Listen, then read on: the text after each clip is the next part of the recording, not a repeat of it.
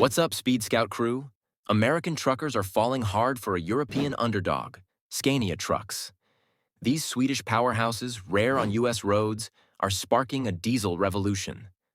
Scania's DC-16 V8 engine delivers 770 horsepower and 3,700 newton-meters of torque, outmuscling America's top diesel engines like Cummins' 605 horsepower X15. But raw power isn't the only draw.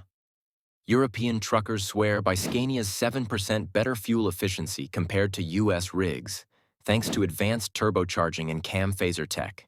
For owner-operators, that's 12,000 plus saved annually on cross-country hauls.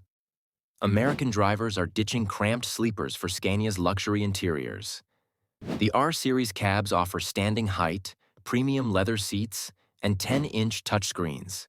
Features even high-end Peterbilts lack. But there's a catch. Scania's cab-over design clashes with America's love for long-nosed trucks. That's changing. Leaked designs reveal a Scania American edition with a 4-foot elongated hood, blending EU efficiency with US highway swagger.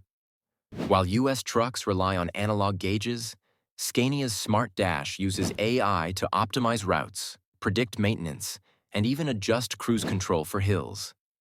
Their 4G connected fleet system slashes downtime by alerting mechanics before breakdowns, critical for fleets losing $1,200 per hour during stalls.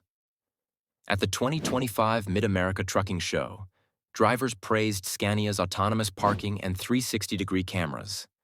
Tech still rare in American models. Scania isn't just pushing diesel.